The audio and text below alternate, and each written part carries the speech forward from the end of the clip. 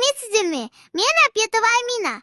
Қостанай облысы әкімдігі білім басқармасының Қостанай қаласы білім бөлімінің нөмірі 28-ші мектеп гимназиясының 7-ші А сынып оқушысымын. Бүгін сабақта мұғалім бізге өлкеміздегі көрікті де маңызы зор Наурызым қорығы туралы сабақ өтті. Мені өлкеміздегі қорық қатты қызықтыра түсті.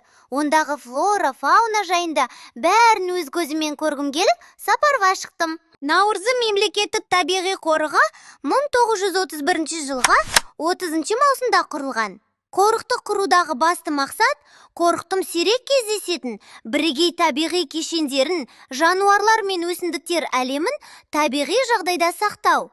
Географиялық тұрғыдан Наурызым қорығы 3 учаскеге бөлінген. Наурызым 139.714 гектар, Тесек 12.947 гектар және Сыпсын 38.720 гектар.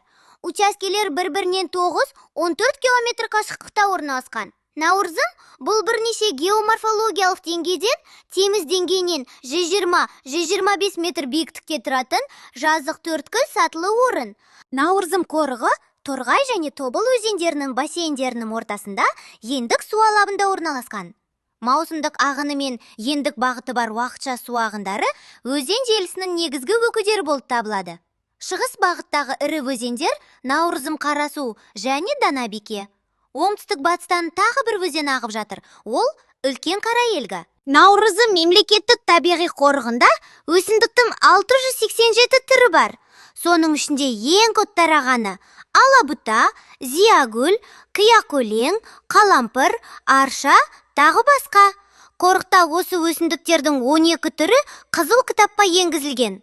Бұл бәйшешек, жауқазын, қоскүлді қызғалдақ, жатаған қызғалдақ, шірен қызғалдағы, құнды шөп, қау, мұғалжар ақжабырақ, фишер құс сүттіген, қатты жабырақ шисабақ.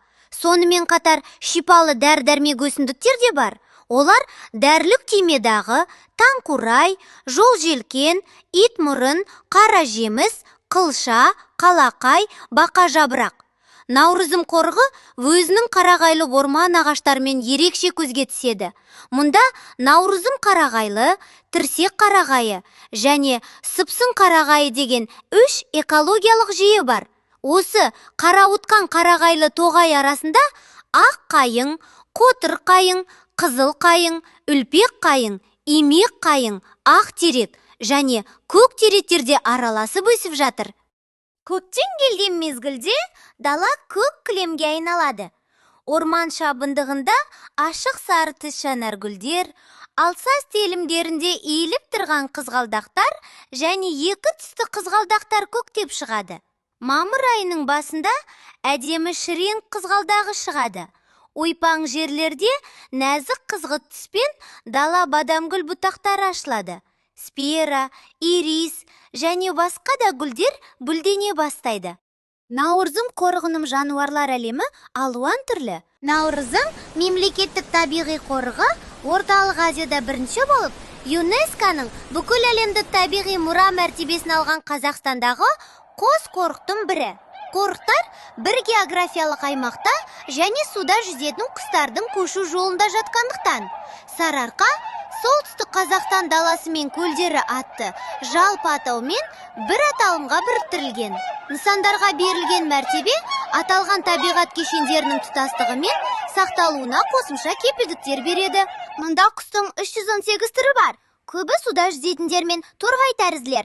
Ал жыртқыш құстың 40 түрі мекен етеді. 29 күндізгі жыртқыш құстар мен 11 үкі түрлері бар. Арақос қорықтағы бүркіт тұқымдасына жататындардың арасындағы ең көбі. Аумақта 30-дан астам жұп ия салса, мұнда келіп кететін құстардың саны 150-ден асады. Аққұйрықты бүркіт Еуразиядағы ең ірі жыртқыш құстардың 5-тігіне кіреді. Олардың салмағы 7 келіге жетуі мүмкін. Бүркіттер диаметрі 2 метрге және қалыңдығы 2,5 метрге дейін жететін үлкен иялар салады. Дала бүркіті ашық кеңістік тұрғыны. Наурызым бұл құстардың ия салатын аймағының солтүстік бөлігі, сондықтан саны көп емес. Дала құладыны жазық жерлерде мекендейді. Бұл кішкентай құстың негізгі азығы ұсақ кеміргіштер. Белдемді далада егістік жадырақ, шабындық және аққанат бозторғай, кәдімгі тас шымшық, қара бозторғай жиі кездеседі. Көлдердің жанында және шалғынды өсімдіктері бар батыстарда қарабас шақшақ, жасылбас тағанақ, бөдене мекендейді. Ормандардан үлкен түрлі түсті, тоқылдақ пен құрды, сондай-ақ орман жадырағын, мысық торғайды, қара сұр қарлығашты және табабоны кездестіруге болады. Наурызым көлдері сулы батпақты және суда жүзетін құстардың көптеген ұя салатын жерлері. Көксүңгір, қасқалдақ, даурықпа шірегей, барудауық бар. Олардың 36-сы Қазақстанның қызыл кітабына, ал 23-ті халықаралық кітапқа енген.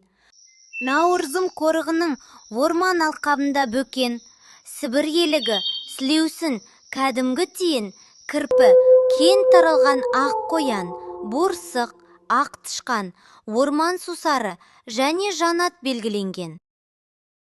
Наурызым қорығында сүт қоректілердің 44 түрі тіркелген, ал тұрақты мекендеушілер 42.